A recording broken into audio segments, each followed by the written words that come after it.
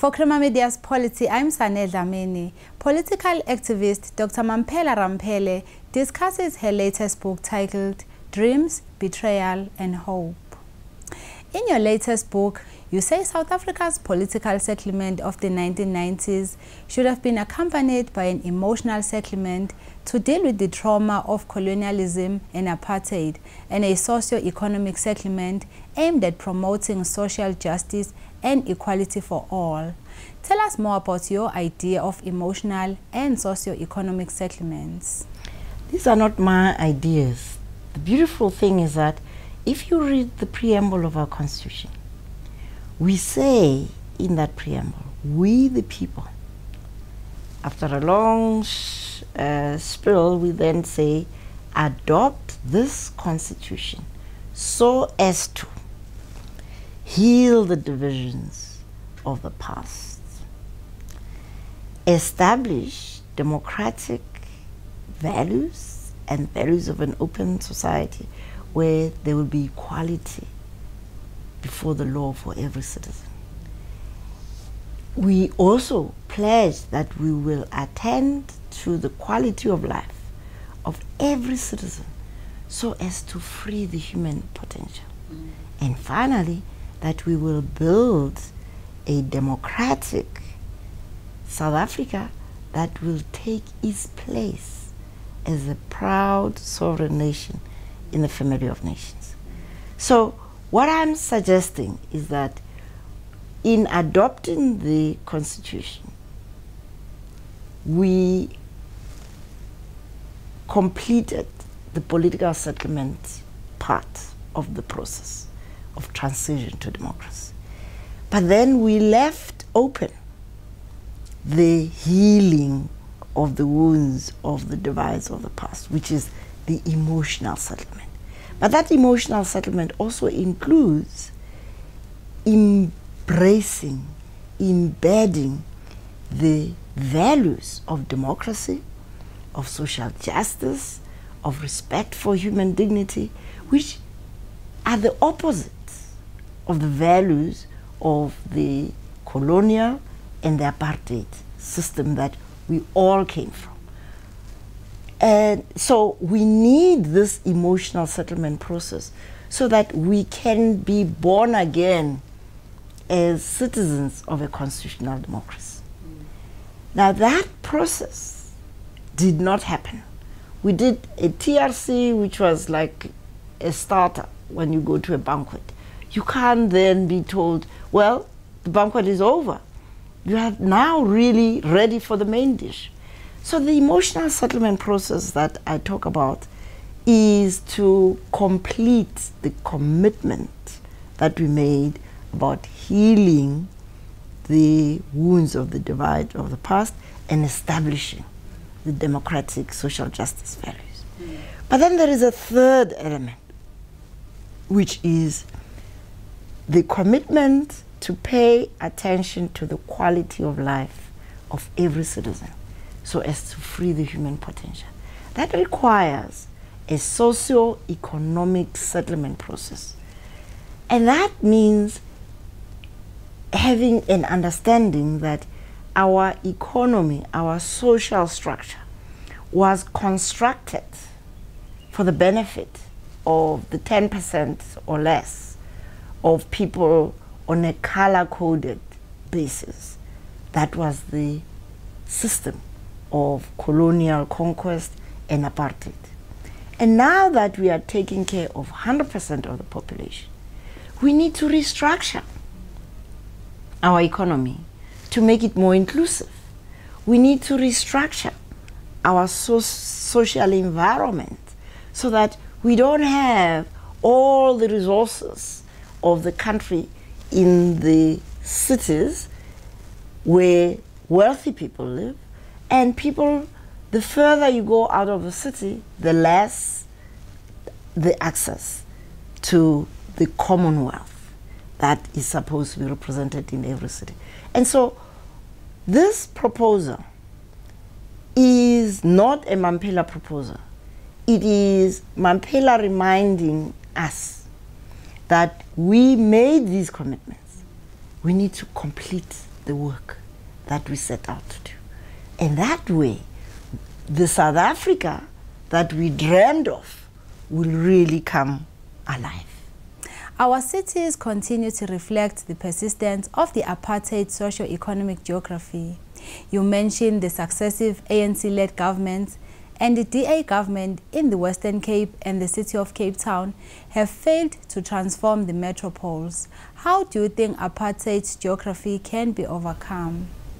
First of all, by recognizing that it is, in fact, an evil system, an iniquitous system that cannot be allowed to continue because it is undermining the ability of those flung out in the peripheries of cities in very inadequate housing, inadequate schools, inadequate healthcare. If those people are to have their potential freed, as we said in the preamble, then we need to think about how can we redesign our cities. Now, it is true that some things we cannot change, but we can, in fact, mitigate the impact of people living far out by providing rapid, reliable, secure public transport. We need to enhance the quality of public assets and services in those areas. The biggest betrayal by the post-apartheid government was to build RDP houses for poor people. When we were activists, we used to talk about the four-roomed house as a matchbox. Now, a democratic government is building half and less quality matchbox and then counting it as housing for people. It means even the government has embraced treating poor people who happen to be black, majority, as inferior. Because you wouldn't want to live in a RDP house. And the RDP house construction process leaves little room for people to upgrade those houses. The old four-roomed matchbox sat on a big plot, and people did and have continued, even today are continuing to upgrade those houses. But then by building RDP houses, you are actually condemning people to perpetual poverty, because the foundations of capital accumulation starts with property. And the property that you live in is the basis for you to be able to add on and then become a better and better person. How do you interpret the removal of the Rhodes Memorial at UCT as part of South Africa's broader transformation? Cecil John Rhodes represents everything that was bad about the colonial conquest and the legacy thereof. Yes, he established a Rhodes Scholarship and so on, but his big statue towering over the whole of Cape Town on the foot or at the foot of Table Mountain at the steps from the Jameson Hall, it was just too provocative a posture. And I believe that the students were acting out of frustration and anger at the lack of transformation, not just at UCT, but in the country. And this for them was a symbolic statement of saying we've got to do away with the legacy of colonial conquest. The question for us is, what do we do beyond removing statues? And that for me is the big challenge, particularly to the education system. University of Cape Town is my university. I loved it, I left my heart there, but the transformation that we started in the early 90s under my predecessor, and then the mid-90s when I was Vice Chancellor, needed to be continued. But it wasn't. The truth of the matter is that UCT became too self-satisfied at the end of the 90s because it was so far ahead in terms of transformation. It sat down. Now when you sit down, however far ahead you are, you fall behind. And so I think the removal of the statue was a wake-up call that the transformation, not just of UCT, but of the higher education system and the education system in general, still has to be completed. Sadly, the students who led that march, when asked about what must stand in its stead, displayed just how dangerous it has been for us to provide low quality education, continue with the low quality education that should have been transformed in 1994. So if you go to schools today and you look at the teaching of history, it starts with 1652. Can you believe it? That we reduce the whole African history, the history of this cradle of humanity called Africa, to the beginning of colonial conquest. That tells you how far back we still are in terms of taking ownership of the story of remaking South Africa. And so I think that it was a good thing that the students stood up and did it in the way that only young people can do. Outrageous. You also say the monumental failure to transform our education system is one of the biggest betrayals of our democracy. Why do you say that? We know that education is the foundation of all human development. We become better people by being educated because that opens our eyes to wider horizons. But education also unearths within us the talent.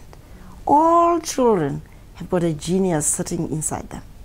And the education system is supposed to help them identify that, bring it out, and develop it to the best possible level. Which is why in that preamble we say we need to address the issue of the quality of life so as to free the potential of every citizen. Now, education is the tool through which we should be doing this. Now, when you have the kind of education that says children have passed their matric with 30%, we are saying that South African children haven't got the capacity to be like any other child, where you have to at least know half of what you are supposed to have been taught. Now, we are quite happy to say to children, a third of what you have been taught is good enough. That is such an expression of an inferiority complex that we have embraced. And as a result, we are having a bigger and bigger percentage of young people, even those with matrics, with university degrees, who are not really educated. They are not skilled. They are not able to strike out there on their own. So we are imprisoning young people through this bad education. That's why I call it the biggest betrayal. But it also robs us of critical thinkers as citizens of this country. If young people were properly educated, there wouldn't be these marauding gangs that are used by politicians to attack their opponents. They are doing that because they are not productively engaged. They are not able to think for themselves. And that is a true betrayal, not just of those children, but of the dream of what this country could be. In your book, you say many white people feel that it is not appropriate to raise their voices to hold public leaders accountable. You say they need healing to free themselves from guilt, shame, and fear of marginalization to make the final journey of taking ownership of the democracy. How so? Well, if you think about it, yours and my grandfather's taxes went into educating every white person had access to education. And so that's the investment we made. They should be leading the charge in the transformation and the rebuilding of this country. But before they do that, they need to come to terms with the fact that they are recipients of privileges that were denied you and I because of the color-coded scheme under which our country was governed. And so for them to say they cannot raise their voices is betrayal. I've invested in you to make a contribution to the transformation of the country, and you hold back because you are protecting your privileged position.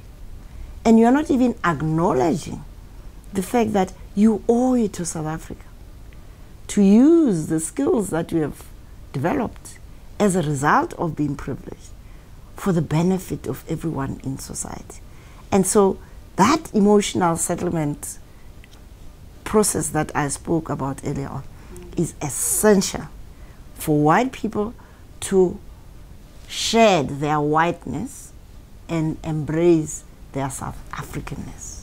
Why did you withdraw from the party politics after elections in 2013-2014? Well, I talk about party politics was a betrayal of my own ideals, because there's nothing wrong with party politics, but party politics within a context where we have not yet gone through the emotional settlement work that I was talking about. We still are not convinced of the need for socio-economic settlement work that's not about enriching a few at the expense of the many. It's very difficult to talk to people who feel that they have been imprisoned by social grants, where they're told, if you don't vote for the ANC, your grant will be taken away. If you don't vote for the ANC, you won't get an extended public works program. If you don't vote for the ANC, you'll be taken away from the queue for RDP houses. They are imprisoned. Those 11 million adult recipients of grants are prisoners of a very cruel system which is confusing people about where the source of the funding is. The source of funding is from me and you as taxpayers. The state is different from the governing party. But because we don't do civic education, people don't know the difference. So they equate the president, the governing party, the government, and the state. And so we need to work hard as citizens, wherever we are, to undo that damage. And that's why I left party politics, because I realized that people were not ready for the kind of ideas that I was propounding in Ahang, that we need to do the groundwork. And that's the work I'm doing now. You mentioned that the Ahang SA experiment almost pushed you to the state of depression. Why? You know, when you are an idealist, which I am, and you expect more from your country, which I do, and you come face to face with the fact that the very people who would benefit most from the kind of society that I was espousing in the campaign were not ready to take the leap, in part because they correctly assessed that obviously Ahang was not going to be a governing party after the 2014 election. But that's not the point. In the same way that now people have woken up during the last local elections, that it's not a question of one big swell soup, but we've got to register our disagreement, our disappointment, and punish those who promise and don't deliver on those promises. And that's all that one expected. But the response not just from the voters, but the whole system wanted to battle with the Independent Electoral Commission, wanted to battle with trying to form coalitions. It was just so depressing. But I needed that to open my idealistic eyes to the reality of South Africa. And it is with those eyes that I now undertake this next journey. Why did you decide not to work with the DA? I didn't decide not to work with the DA. I refused to be told to sign up or else. Because the agreement with the DA was that we're going to merge the DA and AHA. And for that to happen, as you imagine, any merger, you have to get shareholder agreement. So I had to go around the country, and that was agreed, to get AHA members to agree to this coalition, because I realized that AHA just was too young, too small, too limited in resources to be able to really make an impact.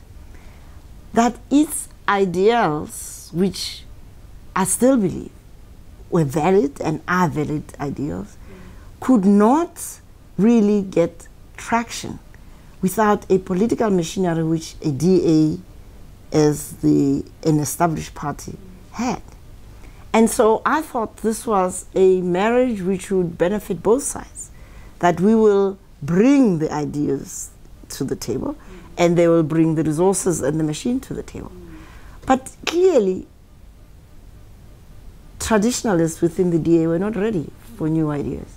They didn't want a transformed DA. They wanted the DA that continues today, which, as we have seen, despite having Mmusi Maimane as the leader, he's still being undermined by the traditionalists, such as Helen Zille, who make not just outrageous statements, but ignorant statements. So I think that the utterances by Helen simply show her up for who she is, really. And she's probably not alone with those views. What do you think is needed now to save our country from the political turmoil? What is needed is a citizen who is the owner of this country. The real shareholder must stand up and be counted. And that is why I believe that each one of us, wherever we are, we need to reimagine what kind of country we want to live in. How are we to work with others to make the changes within ourselves, to embrace those values that are set out in our Constitution, not just in political discourse, in our homes. Why do we have so much domestic violence if we really believe in the equality of people and the human dignity of every human being? So we need to start there. We need to also make sure that our schools, through life orientation, teaches our children those values. So we don't have this bullying in the schools, this drug addiction, this teenage pregnancy story. It's because children are searching for who they are, which they're not getting. Parents are too busy surviving to have conversations with their children. There is a lot of healing that still needs to be done. Because it's when we heal from the point where we're standing that we will be stronger to demand accountability and to make the choices of leaders who will truly be the people who bring about the building of the South Africa of our dreams. And that is a job for each one of us. This year marks 40-year commemoration of Steve Biko murder. How do you remember Steve Biko, and how would you like South Africa to remember him? I remember him as a young man, handsome, fun to be with, but a visionary. way ahead of his time.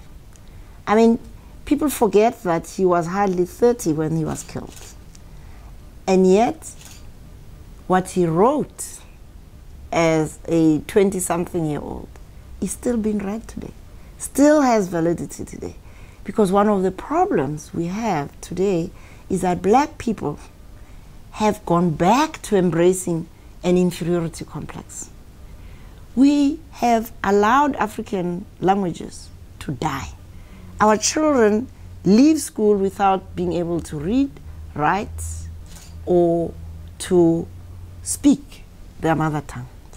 Now, how can we be a proud people when the very basis of your culture, your language, is not given the right pride of place? And so I remember him when I see this. I remember him also when I see young women going back to skin lightening creams. And I dare say, the kind of hair craze we've got in this country is also a critique of the hair God gave us. I'm not saying you shouldn't do something about it and make it presentable.